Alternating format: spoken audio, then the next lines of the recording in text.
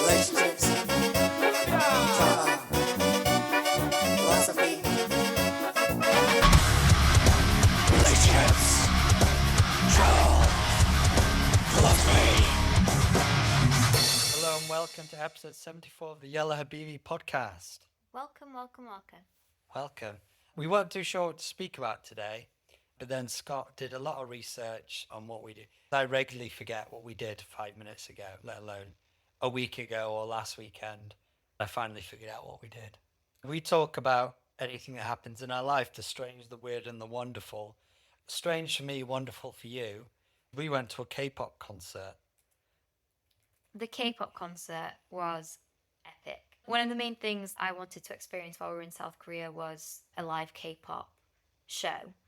And when I was doing some digging, I found out that there was going to be a festival in the specific area that we're in, which is Incheon. And they were doing a K-pop music festival with multiple well-known K-pop artists. One of which a couple of them we'd heard in a restaurant that we'd eaten in, they have these screens on showing K-pop all day. So yeah, I was very excited to learn that we could do that. I'm not into K-pop, I'll say that now. But I get excited by what a country is known for, whether that's something that interests me or not. If it really doesn't interest me, then of course I'm not going to do it. But I love music, I love live acts, I love live entertainment. I knew I would at least enjoy the show. And I was very glad we did it. It was in this resort, which was interesting because this resort had a hotel, a casino, a bunch of restaurants, and then an arena, which was pretty cool. And it was impressive. The artists were good to see live. Definitely still not my music, but I appreciated the show. It was just very well ran. And I thought what was quite unique about it is that what I've not seen in a concert or any gig before is that they just keep rolling the bands. So what I mean by that, whereas at home, someone would play, you'll know when they're playing, they're going to play, and then there'll be like a 20, 30-minute pause between that band and the next band. And they'll play maybe some music over the speakers, but there'll be no one on stage. Whereas with this, there would be first act, they would hit you with about 3 or 4 songs. There was a lot of talking as well, which I'll get onto that in a minute. And then as soon as they're finished, you could see the other band literally right at the side of the stage ready to run on. So I found that interesting. I just found that it was like, it kept moving. Like they literally, the next band would run on, the band before would run off, and they would go straight into it.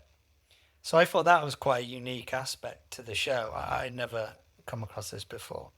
Yeah, and it was sponsored by the airport, wasn't it? It was called, I think the festival was called Sky something, and it was all very travel themed.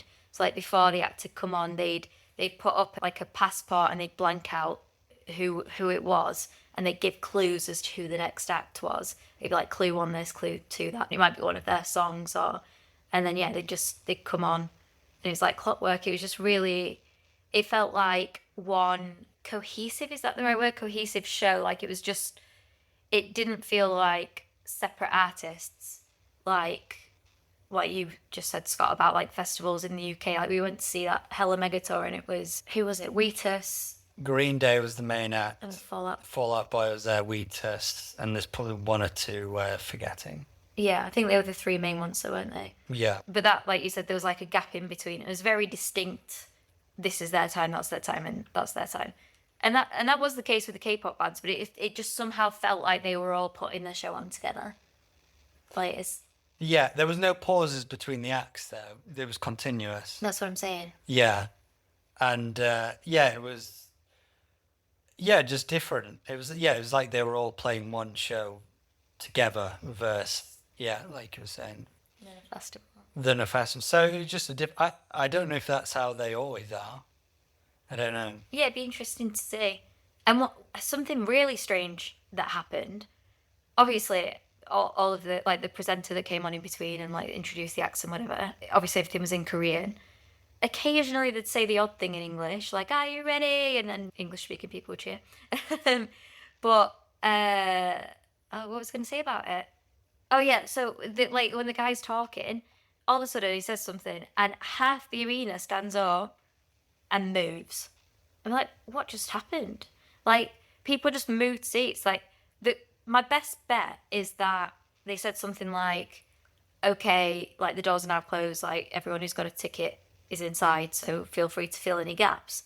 That would be my guess based on the action that people took. But then it was for like the entire show. If somebody moved out a chair in front of you, instantly somebody else would fill it. Like it would just be like musical chairs, wouldn't it? Yeah, because we didn't understand a thing that was being said.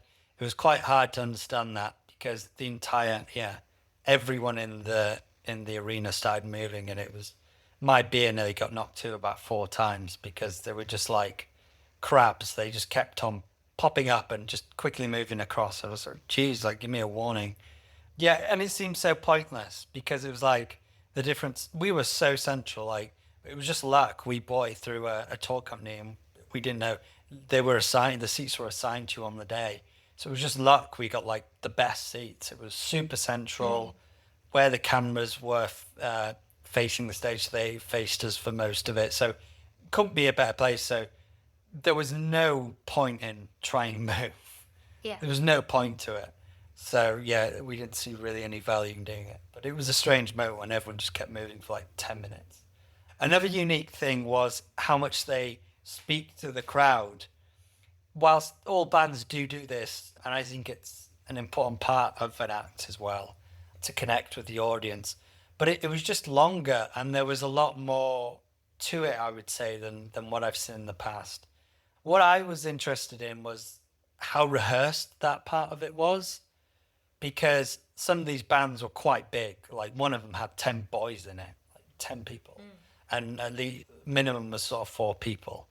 And they seemed to know when to speak. It wasn't like, it felt like a casual conversation, like it was authentic and it was just happening there. But also the prompts to each other and how easily the other band member took it on and said something small. It just, for me, it sounded more rehearsed than not. Yeah. It almost felt like a stage, like a theatre performance, didn't it? Of like everyone, right, this is when you say this, that's when you say that. Because it seemed like it tended to be 2 songs, then they'd all get in a line and introduce themselves and say something briefly. And then they'd do another song, and then they'd all stand in a line again and say something a little bit more detailed, then do a final song and leave. And that seemed to be the pattern. Yeah, that was the formula.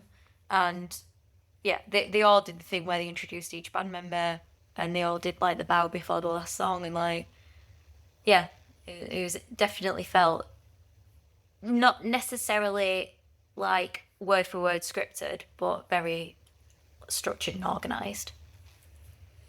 Yeah, it was it was an impressive show. I do admire that aspect to it. And I can't, which band was it now? Oh, I wish I remembered it. The project was it? All Day Project. All Day Project. I thought they were good. Again, not my type of music, but out of the acts, they were good. I think because there was a bit more rapping involved, and I quite liked that. And the 10 boy band with the 10 boys, I just found that quite cool because I've never seen that many people in a band like all doing the exact same dance moves. It just felt quite powerful. Yeah. Because there were just so many people on stage, plus the backing dancers. Like it looked fun. Yeah. So I enjoyed those 2 especially. And I know your favourite was, I don't care if they're called Meow or Meow. Yeah, I think it's Meow, but I'm not sure why it's MEOVV. So like the 2 V's look like a W, but yeah, I'm not sure why. And I'll tell you now, I'm sorry, Go on. because I plan to get you some of their merch for Christmas. Oh. And I can't. Oh, darling, thank you.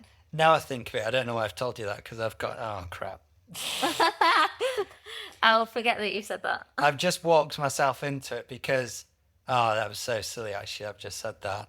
Sometimes I don't think before I'd speak. Okay. No, I was going to say it because I know you wanted to get merch, because there was no merch tables. No. And what was hilarious as well, we were trying to find the bar for a while. I was like, I want a drink. And it was so funny, I tried to walk in I think with a bottle of water. They didn't want me to take that in. Then I went away, put it away, and then I got a pint off from the bar. Then they came and they said, no, you can't bring in the can. I was like, Jesus. Then I'd go back and put the can in the cup. I was like, what the hell? Like, I've buying these from the bar. But yeah, the merch table wasn't there. But I looked it up online, and I'll be honest, the merch is pretty rubbish. Like, it's not, for a K-pop band, I thought they would be like all in on creating merch. Yeah, totally. It's pretty naff. Like, it's, you'd think they'd have so many different tops, trousers, loads of different, just weird, and you can go pretty far with the merchandise. But there's not much clothes at all. And to be honest, the majority of it is like signed album covers and that, which is cool because most bands don't do that. So I do rate that. Or like these like trading cards. That seems to be a big thing as well. Okay. Like I found like a lot of the shops, they're like all trading cards of the members, and they're like attached to different albums, and some of them could be signed. So yeah, if you're into that, that could be. I mean, I do like trading cards, but I guess not for bands. But yeah. Anyway, I finally found something that I thought you would like, but with delivery, it's just a joke. Yeah. Because there's no official shop, but as I'm saying this, I actually have found a shop in Seoul. I was going to get to it. Well, why have you just told me that? I also don't know why I've told you that. I had no idea where you were going with it. There was no surprise. Like, there's nothing that I thought. Can we cut it from the episode and then you'll forget it? Okay. Oh my God. I'm really annoyed at myself. I've told you this. Like, you gave me no information, then you're like, oh, I shouldn't have told you that. I'm like, I don't know what you told me, and then you told me what you shouldn't have told me. Yeah, that's really annoying. That's funny. Well, I don't know. Okay, well, thank you. There we go. Yeah. All I want for Christmas is you, my darling. Well, that would be a lot cheaper. Well, yeah, so this festival was within a really cool, like, I think it was a sick arena. I think it's called the Inspire Arena, right next to the Incheon Airport.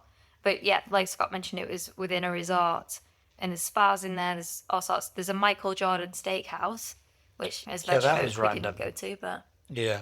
and we've just found that resorts in South Korea in general are just next level. Like, if you've ever been to a Walt Disney World resort, like, think about that, but 10x. Like, they have everything. They have such nice restaurants. They have such nice bars, shops, like, interactive. Like, there was a gaming arcade, and then, like, the entire roof was this like high definition screen showing different scenes of like jungles, of waterfalls, of space, and like they even had like different sections in the walkway saying, come this way if you want to walk, this area is for standing and looking up. Like, they were just really impressive.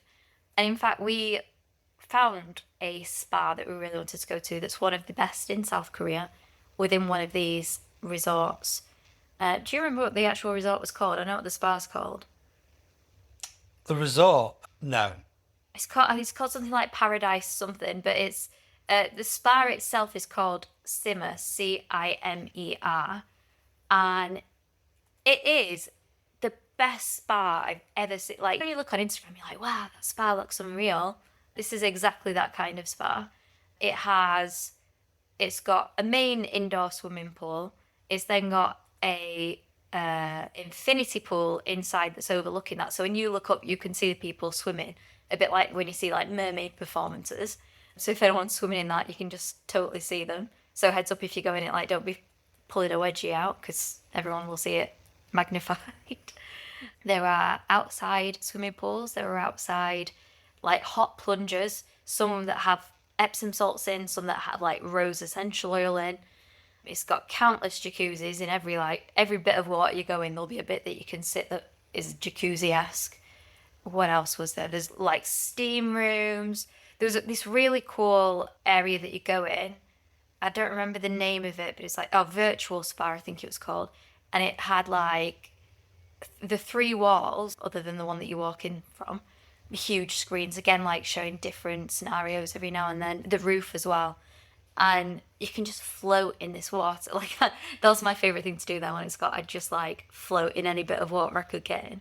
Yeah, it was mega impressive. And I don't fully understand the result. I think it's called Paradise City, Yeah, Paradise City Plaza, I think. but you enter it through the Hyatt, a Hyatt hotel. So I'm not sure whether you can go through to the resort through the hotel. So they must be tied in some way.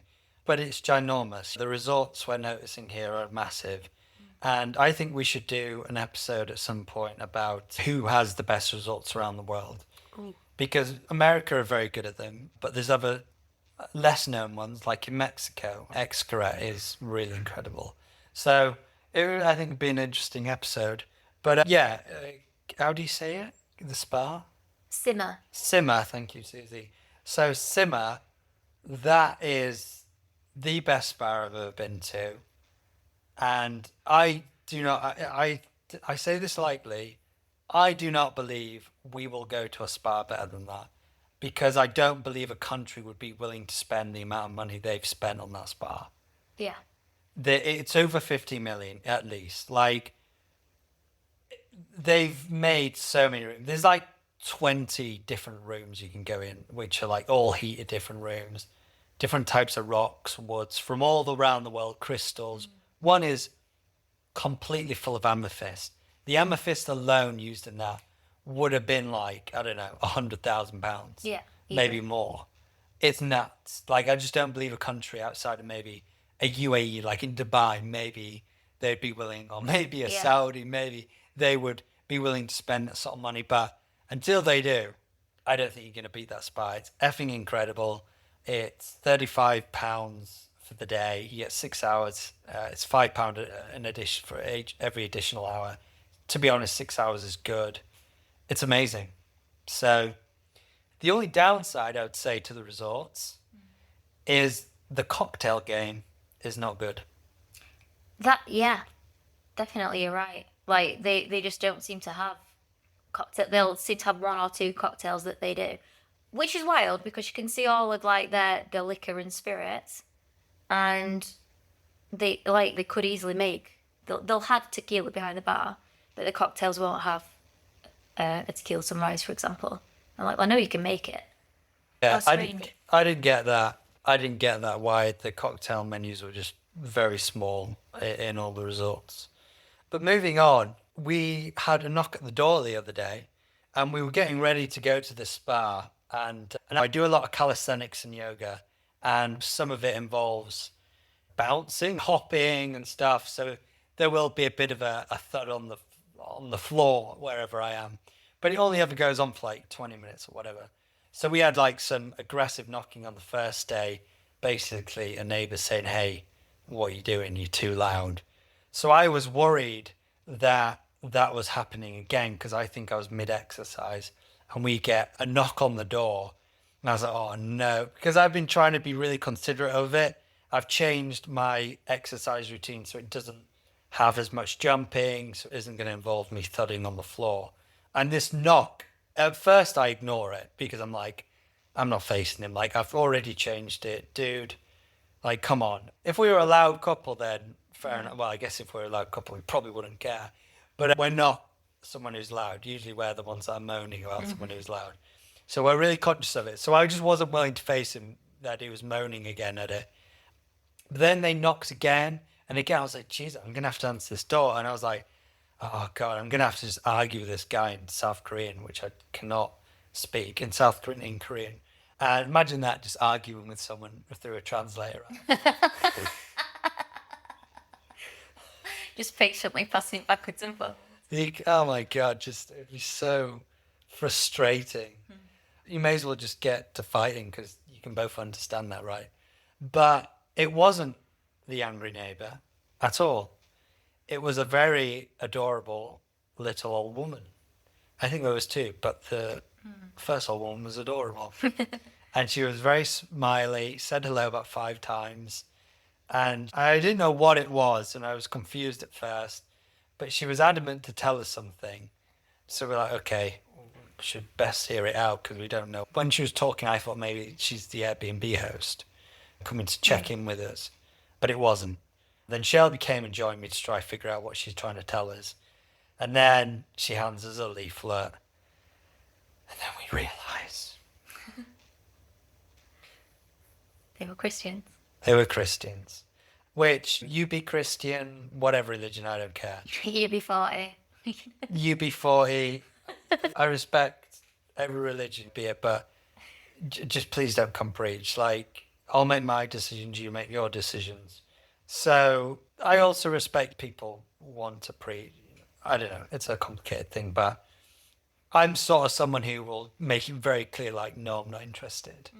Like, as soon as I realise what they're there, it's like if someone comes to sell at my door, dude, I'm not interested. If I'm not looking for you, if I'm not online trying to find out, I'm not interested. Not buying your Herbalife, and I'm not buying your Christian life. No, I'm just not. I'm not in the market right now. No. So I'll just say, make it very clear to whoever's at the door. I don't tend to accept the sales. Well, I am a bit of a people pleaser in that sense. I kind of accept this. I struggle to interject in conversations. Especially if you're a door-to-door salesman or door-to-door, a religious man or whatever, then you sort of just hit your spiel really quickly and you don't give a pause, do you? So I struggle to interject. So I sort of let them talk and I just go, no. But then by the time you would come over, you egged them on. Well, I was saying to Scott, I was literally going to get my St. Christopher and show him it. And he was like, nope. That would have been the worst idea. Well, she asked us what language, like, where we're from. And when we said England, then she showed us a video in English of what it is. So I ended up just translating to her, thank you for your time. We understand the message. And she loved that. She loved that I said that we understood it. And I think, bless her, she was so sweet. Like, and she wasn't doing any harm, was she? Like, I think I've got a lot more patience for stuff like I'll chat to Mormons all day long. And when you see someone, when they try and stop you in Leeds, have you ever been stopped by a Mormon in Leeds? Yeah, but I walk straight past him. Anyone who tries to stop me in the city, I mean, it's clear because I never walk slowly anywhere. I'm a very brisk walker, so I always look like a man on a mission. So people don't tend to try and stop me, but the ones that do, I pass them as quick as they could say anything. Yeah. Well, I always try and dodge the, like, we can save you money on your bills. Well, I get out of that one, I respect. Not the bill payer. Yeah. Yeah, I know it's bad, but if you're in a bad mood, you can have fun with them. No. I would never do it to someone of a religion because I think that's disrespect. Well, maybe that's, what's the word where you are hypocritical? Yeah. What's the word? Hypocritical, yeah. If you I feel like there's a different word for it. Inconsistent, like, yeah. Yeah, there's a word for that. Susie will figure it out in a minute. Because I'm saying it'd be funny to poke fun at the salesperson, but not the religious person. But Contradictory. But that's unfair. But you've got to admit, everyone's done it to the person on the phone. Oh, yeah. Mom's had someone phone her back angrily before. Really? Because she just left them on the side. Like, the phone on the landline. Oh, that's funny. And, like, she's like, where'd you get this number? It's sex directory. And then when she just started going on she said, oh, no, I just want to talk to you for 5 minutes. And I'm like, okay, go on then. And she just left the phone on the side of the counter. So that she's talking to herself, the saleswoman. Yeah. And then eventually, obviously, when she realised, she hung up and rang me back and had a go at her. Oh, that's brilliant. Well, that's funny. Respect to your woman. Respect to that woman who was persistent as well. But you've kind of got to have fun with it, haven't you? It is mean now when you think about it, but people could argue if they are coming at you with a scam, which a lot of those phone calls are. Yeah. Then you could argue that's sort of their comeuppance.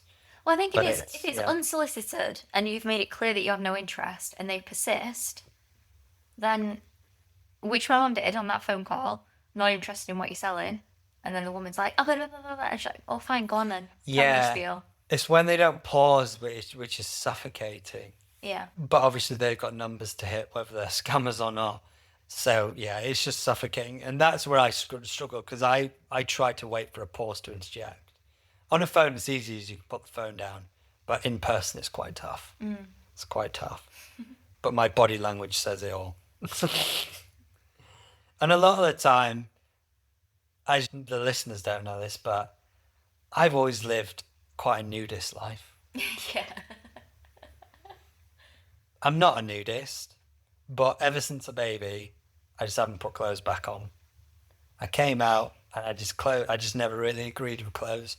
And so a lot of the time I am half naked and I'm like stood at the door, freezing for like 5 minutes listening to the sales spiel.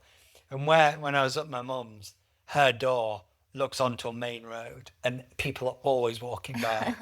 And the amount of times where I've just been in my pants, like, and there's just, and there's just people, so many people, the neighbours will walk by, people going to the shop. I mean, it's amazing, yeah.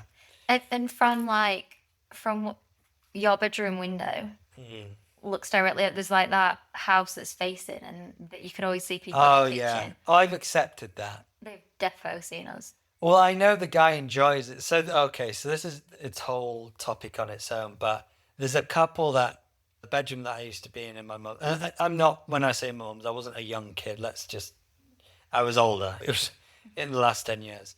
And when you're in it, when you've got a window at your bedroom that is facing a very public area or opposite house, whatever, where a lot of people are always going to see you, I give up trying to cover myself up because I don't want the blind shut. I like daylight. I like the window open. I like fresh air. I'm not going to have to. There's many reasons why you might get changed. When I go out for a run, I get changed. When I get up, I get changed. When I have a wash, I get changed. I just want to change my top for a moment, whatever. I'm not closing the blinds every time I do that. So I accept whichever bedroom I'm in, me and whoever's out there is going to see me in my glory. Lucky that. Lucky them. And there is no question that that house that they've seen me a dozen times. I mean, it should be more than that. But I'm convinced the man of the house, they're a married couple. We don't really know them. We very sort of neighboury know them from a neighbour stance. But I know they're married and, well, I've assumed that. But I'm convinced that the man of the house enjoys it. Yeah, I reckon so. I think that he just stands in that kitchen washing those dishes a little bit too long. Yeah, because I'm never, whenever I look at that house, whenever I'm in the room and about to get changed, or whenever I even look at that house, honestly, I'm not joking, 9 times out of 10, 95% of the time, the man is washing up. And that window is their bottom window facing mine. I don't get it every time. And it's not like I'm getting changed at dinner time, lunchtime, and breakfast. Yeah. I'm not. I wake up late. They go to work early. You know, I don't get it. He's always washing pots. He's always in the sink. And I just can't be asked waiting. So I get naked. And I sometimes I give him a show. What kind of a show? I just sort of Do a little dance. do a little dance. Or I show him one leg, then I show him 2. And I show him 3.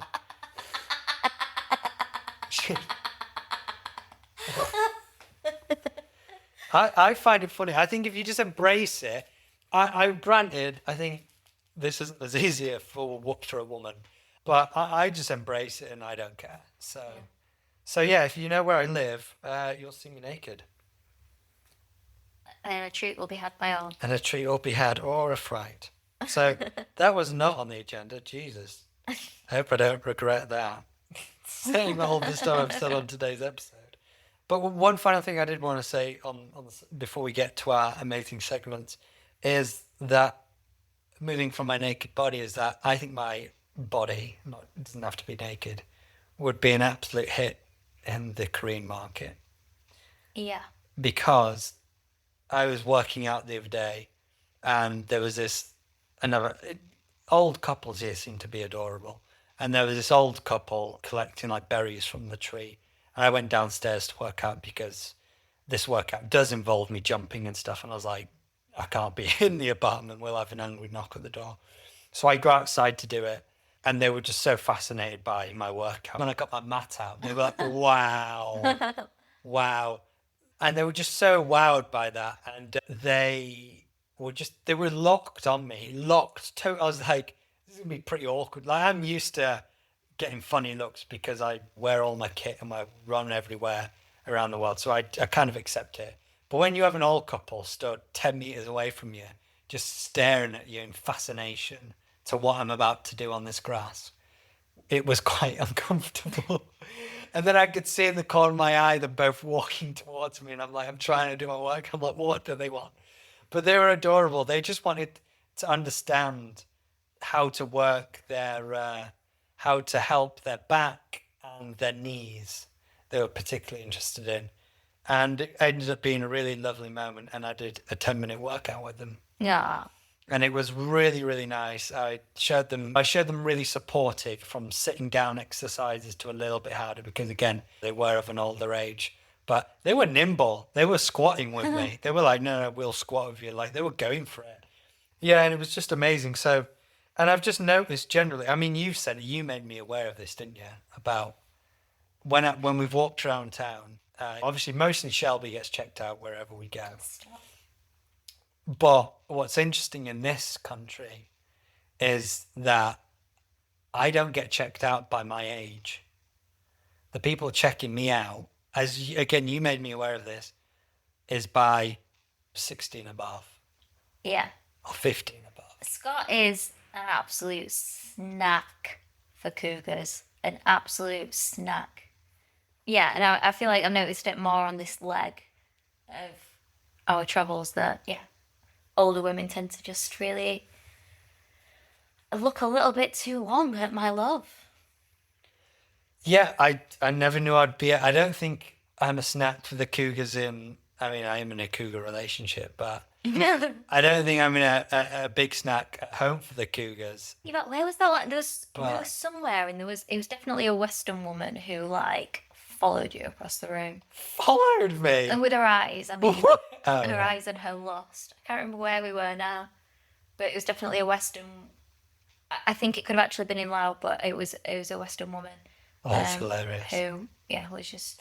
Yeah, in this market, yeah. But at home, I wouldn't say I get checked out by the cougar market. But I'm finding in this part of Asia, 15 above, I strike every time. You do. So I found a niche entrepreneurial venture that if I did PT for 15 above in Korea, or like Vietnam, I think I'll make a lot of money. I think you would. I think I would. But anything to say on that? These older women better watch out. Well, there we go. Shelby's coming for you. But it is time for Scott's WTF of the week. Every week the world gets a little weirder. Let's talk about the strangest thing that went down this week.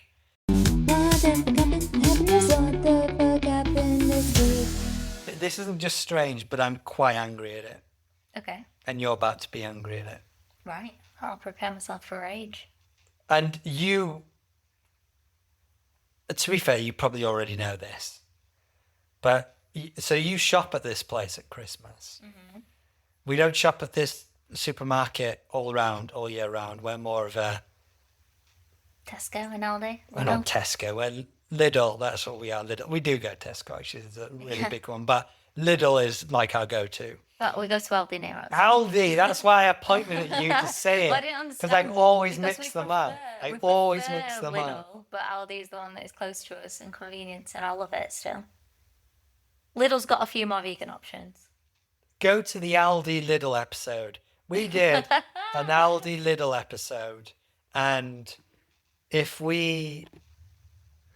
episode 60 is Lidl vs Aldi. The title is episode 60, Lidl vs Aldi, Every Room Holds a Secret, and Why Lava Lamps Protect You, the Yalla Habibi podcast. So if you go to that, you'll actually see our debate of Lidl vs Aldi. It's a good one. It is. But coming back here, this is a supermarket that you like to go to at Christmas. Mm-hmm. Which do you think it is? M&S. M&S, exactly. So Marks and Spencer's is under fire. Okay. Do you know what I'm about to say now? I don't. Okay. Well, I mean, I know that they have beef over Colin the Caterpillar. That's funny that you said beef, because that actually lends to the story. Is under fire after launching a Tom Kerridge beef Wellington. How much do you think it is? The Tom Kerridge bit is not what they're under fire. It's the cost. So the cost of the beef Wellington. Yeah. It's a Tom Kerridge beef Wellington, so he must be a popular chef. He is. I mean, not really these days. You never hear about him. Back in the day, I think you used to get a Tom Kerridge recipe book in something random, like when you bought gravy. I can't remember what it was, but or stock cubes. I think you used to get a Tom Kerridge recipe book. I'm gonna guess, right? So for a beef Wellington, 40 quid. £40. £195. That's stupid. £195. Wow. Luckily, they made it 95, so it convinces people. Because if it said not 200, then that would have been outlandish, wouldn't it? Yeah. But it's a price that stunned, of course, shoppers and obviously set social media outrage. But despite the outrage, M&S says it's almost sold out on their Christmas food to order page, which is a joke. That's ridiculous. But anyway, the Wellington serves 6 people. Well, that was my question. How many people does it serve? So what's 200 divided by 6? 200 divided by 6. £30 a person. So £30 a person for your beef. Yeah, it's 2 kg. It's hand-butchered British beef matured for 17 days. I'd expect it to be matured for blooming half a year at least. Wrapped in portobello mushroom. What does that say, Susie? Duck sauce? Duck sauce, silky chicken mousse, and black truffle. You can get all that stuff anyway. M&S says it's restaurant standard. Great. What does that mean? It can be sold in Toby Carvery. Great. Which Toby Carvery? No, not Toby Carvery's great. Hence the cost. So that's their justified cost. It's British beef. It's matured for 17 days. 17 days! Buy wines cheaper than that have been matured for blooming 20 years. Some mushrooms and some truffle sauce. Obviously, people are furious. Some funny comments online. It's not just overspending on Christmas. It's M&S overspending on Christmas. That's a good one. For £195, Tom Kerridge should come cook it and do the washing up. That is true. And one jab, which I had to get context on this because I wasn't familiar with it, referenced in April, apparently M&S had a cyber attack. Yes. Which disrupted payments and loyalty accounts and online systems. So the social comment was M&S trying to recoup the cyber attack losses by charging twice too much for a bit of filler. So it's just mental. It's absolutely mental. Well, do you want me to make it even more mental for you? Yeah. Fortnum and Mason, how much do you think their beef Wellington is? Right, so for our, because we have a large American following who won't know what that is, that's like a fancy pants department store, like.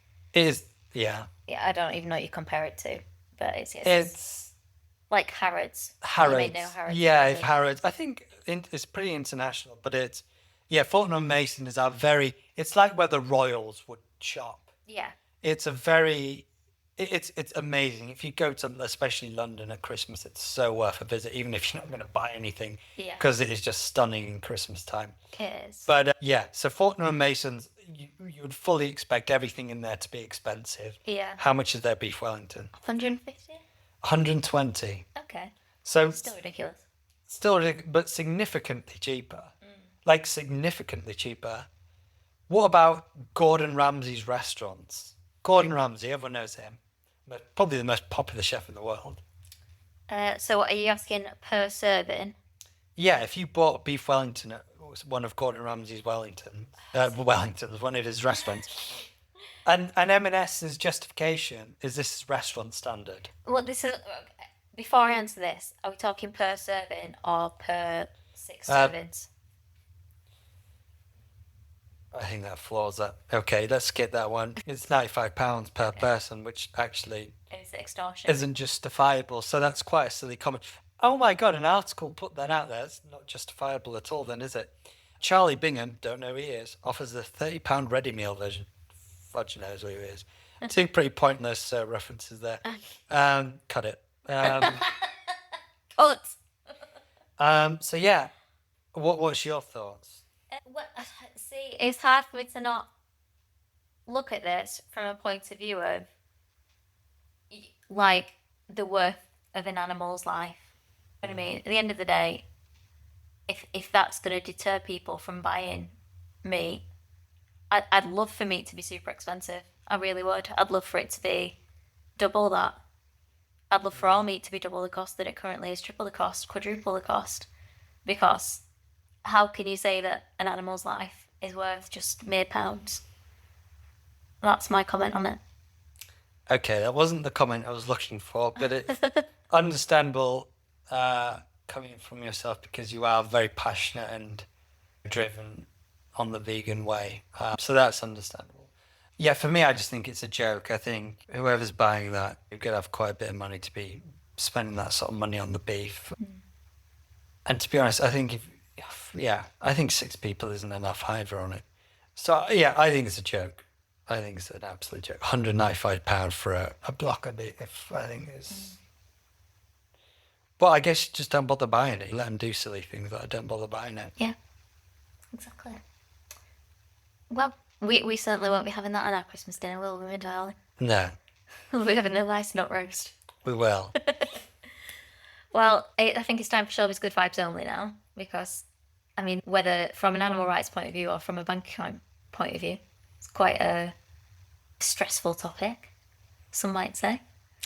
So it's time for Shelby's Good Vibes Only. Let's take a break from the chaos. Here's something to make you smile this week. Shelby's Good Vibes Only. A death metal singer has won Miss World Chile 2025. So she's actually also vegan. So going off that whole we've just spoken about beef Wellington, we're going to talk about a vegan. Ignacia Fernandez is 27 years old and she's the death metal vocalist and a model. And she's won Miss World Chile 2025.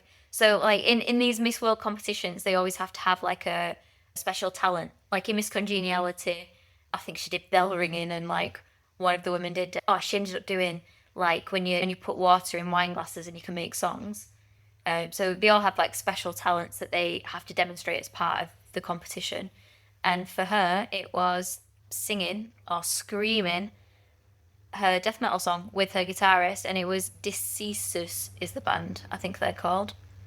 So yeah, she performed that live on stage with the growls and all, with a screamo goodness. voice. And she won to now represent Chile in the like Miss Universe, Miss World, whatever it is, the full competition with all of the countries. So I think that's pretty awesome. Something totally different. Like she's gone into a competition where it's very, what do you want more than anything in life? World peace. Like they all have to say world peace. Yeah, that's a stereotypical. That's what I was thinking in my head. I laugh when I think that. And Yeah. well, I think Scream does that really well. Is it? I think it's Scream 3 maybe, Yeah. where they're doing not pageantry. They're doing a Yeah, it is pageant. Yeah. pageant. Is it? Yeah, and they come up and say well peace, and then I think she gets slashed. But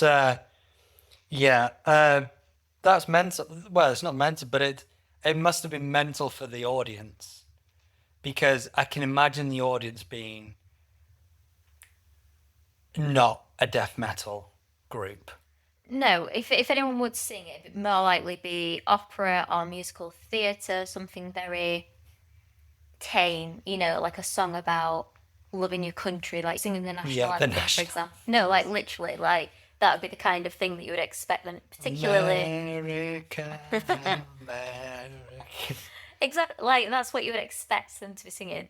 Whereas she's got up on the stage and just sang death metal and won it, and I think that's awesome. Like it's just, I think it's showing like a change in like the, I guess, perspective of that. Like I think it was Miss India one year. I think she was like a doctor or something. Like I think it's really changing to show that, look, this isn't just about beauty. It's not just a beauty pageant anymore. It's about all round like ideals. Like the one in entrance to be intelligent, compassionate, like having more qualities than just their physical appearance. So I think it's pretty cool. I think that's really cool. We like our metal. Death metal's a little much for me, but we do like our metal. I like a little bit of death metal, but it's pretty intense.